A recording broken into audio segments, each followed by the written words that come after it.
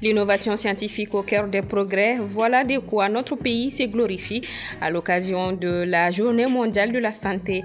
L'événement a été célébré ce jour à l'instar de la communauté internationale. Ousmane Almoudou, le porte-parole de la synergie des syndicats de l'éducation, est l'invité de ce 1945. Avec lui, la tumultueuse question du redéploiement des enseignants détenteurs de licences. D'amples informations dans un instant. Après l'étape de Dakar, le président de la Confédération africaine de football poursuit sa tournée au Maroc. À Rabat, il doit rencontrer les responsables du football national, notamment le président de la Fédération royale marocaine de football. Très heureuse de vous retrouver. Mesdames et messieurs, bonsoir. Bienvenue aux informations.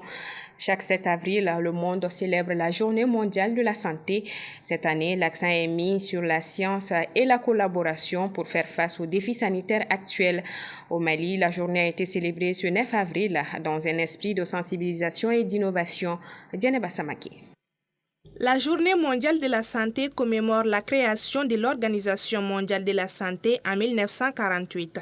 Pour l'édition 2026, le thème est « Unissons-nous pour la santé, soutenons la science », une campagne qui met en avant le rôle crucial de la collaboration scientifique pour protéger à la fois les humains, les animaux, les plantes et l'environnement à travers l'approche « Une seule santé ».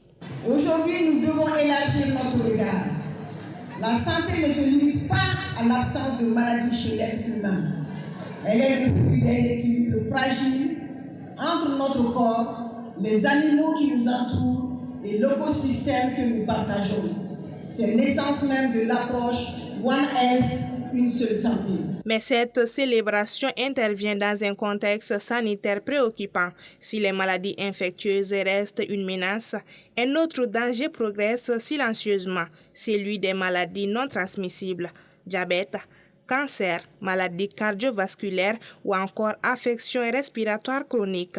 Ces pathologies représentent aujourd'hui près de 75% des décès dans le monde, selon l'OMS. Face à ces enjeux, la science, l'innovation et les données fiables sont nos meilleurs alliés. Elles permettent d'améliorer la surveillance des maladies et des événements sanitaires, de développer des solutions adaptées au contexte national, d'orienter les politiques publiques et de soutenir l'approche Une seule santé qui reconnaît l'interdépendance entre la santé humaine, animale et environnementale. Au Mali, cette journée sert de tremplin pour renforcer les campagnes de sensibilisation aussi bien au niveau national que régional. Alors, on a amené des appareils connectés pour détecter, faire le dépistage des maladies chroniques comme l'hypertension, le diabète et dépistage d'autres maladies comme un peu le cholestérol qui peuvent être des maladies invalidantes, qui peuvent être des facteurs de risque pour certaines pathologies cardiovasculaires. Alors la prévention, c'est un élément essentiel et incontournable de la santé. Qui veut aller loin, qui veut avoir des ambitions, qui veut avoir une bonne santé, mise sur la prévention. Une journée qui met en lumière l'importance des données scientifiques dans la prise de décision et l'urgence d'intensifier la lutte contre les maladies qui pèsent sur les systèmes de santé. L'actualité sur un tout autre registre, le Mali a obtenu un financement de plus de 83 milliards de francs CFA de l'IDEA pour soutenir l'éducation et la santé, en priorité dans les zones vulnérables. L'enjeu principal est d'assurer une gestion efficace de ces ressources pour améliorer les services essentiels. Moussa Traoré. 83,4 milliards de francs CFA pour assurer la continuité des services publics. Cet accord de financement intervient dans un contexte de forte pression sur les caisses de l'État. Dans le secteur de l'éducation, l'enjeu est de taille. Maintenir plus d'1 million d'élèves sur les bancs de l'école, notamment dans les zones touchées par l'insécurité. Vous savez, l'Association internationale de développement, IDA, qui est la filiale de la Banque mondiale qui s'occupe des pays qui ont les revenus les moins élevés, a accordé un prêt ou une subvention de d'environ 150 millions de dollars. C'est ça, les 83 milliards 400 millions de francs CFA. Mais nous avons un autre problème, c'est le lot de réfugiés internes que nous avons. Et évidemment, donc, certaines structures sont saturées. Comment subvenir aux besoins de toutes ces populations qui sont dans le besoin, notamment en termes de services sociaux de base, qui sont du ressort de l'État. parce que c'est l'État qui doit assurer la sécurité et le bien-être des personnes sur l'ensemble du territoire. Côté santé, les fonds visent à sécuriser la gratuité des soins pour les femmes et les enfants de moins de 5 ans. Au-delà des médicaments, c'est tout l'écosystème sanitaire des infrastructures à la maintenance qui est sous perfusion. C'est pour subvenir aux besoins des services sociaux de base, notamment l'éducation et la santé. Mais pour la santé, c'est venir en aide aux femmes en âge de procréer, mais aussi aux enfants de moins de 5 ans. Mais vous savez, ça coûte très cher de subvenir aux besoins d'une population dont la démographie est galopante. Et vous savez que le Mali a l'un des taux de démographie les plus élevés au monde, ce qui veut dire qu'une bonne partie des dépenses budgétaires sont consacrées à la santé et à l'éducation. Donc je pense que c'est dans ce cadre que l'Association internationale pour le développement essaie de subvenir aux besoins pour l'achat des vaccins et des médicaments essentiels, mais aussi l'entretien des structures de santé. Avec plus de 5 millions de Maliens ayant besoin d'une aide humanitaire cette année, le déploiement effectif de ces fonds est désormais une course contre la montre. Reste à savoir si les mécanismes de suivi permettront à ce financement d'atteindre ses cibles les plus éloignées. Tension dans le secteur de l'éducation au Mali. La décision du ministre de redéployer les enseignants détenteurs de licences professionnelles dans les écoles fondamentales suscite une vive contestation de la synergie des syndicats de l'éducation. Entre impératifs administratifs et respect des engagements, le dialogue semble fragilisé. Pour en parler donc, nous recevons Ousmane Almoudou, porte-parole de la synergie des syndicats de l'éducation. Bonsoir à vous et merci d'être avec nous. Bonsoir madame, merci pour l'invitation. Alors, pourquoi la synergie rejette-t-elle donc cette décision de redéploiement prise par le ministre? Merci pour l'invitation. Vous savez, la synergie est une organisation syndicale légaliste qui, depuis 2022, a souhaité le respect des textes dans ces conditions-là. Et à partir du moment que le ministre de l'Éducation nationale a fait sortir une lettre donnant des instructions, et pour nous, cette instruction est juridiquement infondée et stratégiquement insensée, et en fait, disons pédagogiquement inappropriée. Voilà pourquoi nous avons contesté à travers une correspondance déjà depuis le 24 février, nous avons fait part de notre position au ministre de l'Éducation nationale. Malgré tout, en pleine discussion avec les syndicats, il a fait sortir cette lettre. Donc cela veut dire que la confiance qui existe entre les syndicats de l'éducation, le ministre lui-même décide de rompre cette confiance-là. Et donc sur le fond, en quoi l'affectation des détenteurs de licences au fondamental pose-t-elle réellement problème? Est-ce pédagogique ou professionnel? En fait, ce n'est pas pédagogique d'abord, mais d'abord nous sommes des légalistes, les enseignants sont gérés par un texte.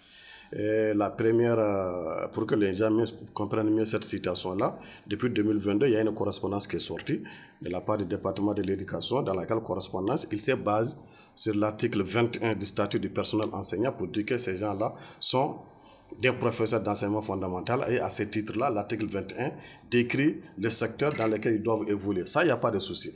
Mais la question qu'on se pose, c'est que qui est professeur d'enseignement fondamental? Et ça, c'est l'article 23 qui le détermine, avec deux conditions. Pour être professeur d'enseignement fondamental, il faut suivre une filière de formation des professeurs d'enseignement fondamental et avoir un diplôme équivalent, égal au moins à la licence. Et cette filière n'existe qu'à l'ENSUP. Disons, n'existait qu'à l'ENSUP, parce que la filière elle-même, elle est fermée depuis 2019. À partir du moment que les collègues n'ont pas suivi des filières de formation de professeurs d'enseignement fondamental, on ne peut plus les qualifier de professeurs d'enseignement fondamental. En ce moment, on doit se retourner vers la même loi qui dit en son article 7, lorsque vous êtes un fonctionnaire, un enseignant et que vous avez un diplôme qui correspond à la catégorie A des fonctionnaires, vous êtes reclassé dans le code de professeurs d'enseignement secondaire. Donc pour nous, c'est pourquoi nous disons que c'est juridiquement infondé. Maintenant, stratégiquement, nous pensons que à 1 mois et 15 jours des examens, ce n'est pas la peine de soulever une tension. On avait, par exemple, depuis le mois d'octobre, c'est la rentrée scolaire, on aurait dû mettre cette question sur la table et trouver la solution. Sincèrement, on s'interroge qu'est-ce qui est derrière cette initiative à la veille des examens où enseignants et élèves, tout le monde est concentré sur les examens de fin d'année. Et ensuite, disons que tous ceux-là qui sont en train de faire le lobby derrière cette question-là, miroitent des choses derrière le gouvernement pour leur dire que ça va résoudre la question des crises d'enseignants et que ça va améliorer la qualité des enseignements, ce qui n'est pas vrai. Vous savez, le Mali a en crise d'enseignants à peu près 12 à 15 000 enseignants. Ce n'est pas le redéploiement de quelques centaines d'enseignants, de licenciés qui va résoudre cette question-là. La seule réponse à ça, c'est un recrutement massif des enseignants. Et donc, vous avez parlé des assemblées générales. Faut-il s'attendre à un durcissement du mouvement? Non, les assemblées générales, vous savez, nous sommes une organisation syndicale qui s'est inscrite dans la dynamique du pacte de stabilité et de croissance, pacte dans lequel nous avons des engagements de contribuer à l'apaisement du climat social. Si aujourd'hui, toutes les actions que nous posons et que toutes les préoccupations soulevées par nos militants, nous avons essayé de les résoudre avec les départements du dialogue social dans la discussion. Si aujourd'hui le département de l'éducation est allé au-delà de ça, on n'a pas d'autre choix que d'aller vers nos militants. Pour leur dire que depuis le début, voici pourquoi nous avons respecté les pactes de stabilité. Et aujourd'hui, qu'est-ce que vous en décidez? Parce que le département, en fait, le ministère de l'Éducation nationale nous pousse vraiment à violer le pacte de stabilité parce que lui-même, il en a violé. Alors qu'il fait partie du gouvernement et il y a des engagements du gouvernement dans ce sens-là. Et donc, quel compromis serait, selon vous, acceptable pour sortir de cette crise? 2, 3 choses. Dans l'immédiat, peut-être on va partager ça avec les autorités. Mais à long terme, il faut qu'on réforme à fond l'ENSUP. Parce que l'ENSUP, quand même, est censé être l'école qui forme les professeurs pour l'enseignement secondaire. Lorsque cette même école dit que ses fruits, ses sortants ne sont pas capables d'enseigner au secondaire, ça veut dire qu'elle n'a pas lieu de former les enseignants là-bas. Donc réformer l'ENSUP, revenir à son ancien système, c'est-à-dire laisser les enseignants aller se former de façon académique dans les facultés, et après la licence, ils viennent à l'ENSUP pour apprendre la pédagogie, la dosmologie, la didactique des disciplines, pour se préparer. Mais à court terme, il faut que les ministres reviennent sur sa correspondance pour qu'on puisse aller à des examens plus apaisés, sans tension. Alors, comme dernier message, qu'est-ce que vous voulez, vous, enseignants? Non, nous voulons d'abord dire à l'ensemble des enseignants du Mali que le syndicat, la synergie s'est inscrite et elle reste derrière les pactes de stabilité. Et que si le gouvernement aussi est dans la dynamique, c'est de s'asseoir et trouver une solution permettant à nos camarades de rester dans les services où elles sont affectées aujourd'hui et ensuite organiser de façon responsable les examens de fin d'année. Sans ça, en tout cas, toutes ces questions-là seront exposées aux militants le 14 avril, avec d'autres questions bien sûr, notamment la question de la presse spéciale, avec la question de la mise à disposition auxquelles nos camarades sont confrontés aujourd'hui. Et si d'ici là, il n'y a pas de solution, si les militants décident qu'on parte en mouvement de grève, les syndicats assumeront toutes leurs responsabilités sur cette question-là. Merci pour ces éclairages. Merci d'être passé sur notre plateau. À moi de vous remercier. Alors, le dialogue entre autorités et syndicats sera donc déterminant dans les prochains jours pour éviter donc une nouvelle crise dans le système éducatif malien à moins d'un mois du démarrage des examens de fin d'année, comme vient de le dire M. Almoudou. Ce journal se poursuit. Après Dakar, le président de la Confédération africaine de football, Patrice Motsepe, effectue une visite au Maroc, au cours de laquelle il rencontre le président de la Fédération royale marocaine de football, ainsi que plusieurs représentants du football marocain. Ibrahim Babi pour le récit. 3 semaines après la décision controversée de la CAF sur la finale de la CAN 2025, son président Patrice Motsepe a entamé une tournée diplomatique de Dakar à Rabat. À Dakar, il a promis des réformes pour un football africain débarrassé de tous les problèmes et a insisté sur la nécessité de renforcer la gouvernance et la crédibilité de la CAF. Cette visite fait suite à la décision du 17 mars de retirer au Sénégal son titre de champion remporté face au Maroc le 18 janvier et de l'attribuer au Maroc sur tapis vert de score 3-0 en raison du départ temporaire des joueurs sénégalais. La fédération sénégalaise a saisi le tribunal arbitral du sport pour contester ce verdict dont la date d'audience n'est pas encore fixée. À Rabat, Motsepe doit rencontrer le président de la Fédération royale marocaine de football, Fouzi Lekja, et plusieurs responsables locaux. Du côté marocain, le dossier est présenté comme juridiquement solide, basé sur le rapport de l'arbitre et les images du match. Malgré ce contentieux, Motsepe se veut rassembleur et assure que la CAF respectera la décision du tribunal arbitral. Sa tournée apparaît comme une tentative de stabiliser le football africain et de réaffirmer l'unité des 54 fédérations à un moment particulièrement sensible. Et le tirage au sort de la phase finale de la CAN U17 2026 a été effectué ce mercredi au siège de la CAF au Caire. Finaliste malheureux de la dernière édition, le Mali hérite d'un groupe C abordable à première vue avec l'Angola, la Tanzanie et le Mozambique. Le Maroc, tenant du titre et pays hôte, figure dans le groupe A aux côtés de l'Égypte, la Tunisie et l'Éthiopie. Le groupe D, poule la plus relevée, réunit le Sénégal, l'Algérie, l'Afrique du Sud et les Ghana. La poule B comprend quant à elle la Côte d'Ivoire, le Cameroun, l'Ouganda et la RD Congo. La phase finale se déroulera du 13 mai au 2 juin prochain au Maroc. Les organisateurs du Tour cycliste du Mali ont officiellement présenté les contours de la 12e édition avec la participation de plusieurs pays africains et l'engagement de 3 équipes maliennes. Cette édition se veut à la fois un rendez-vous de performances sportives, de rayonnement international et de promotion de la discipline collective. Abdulaziz Aïdara pour le récit.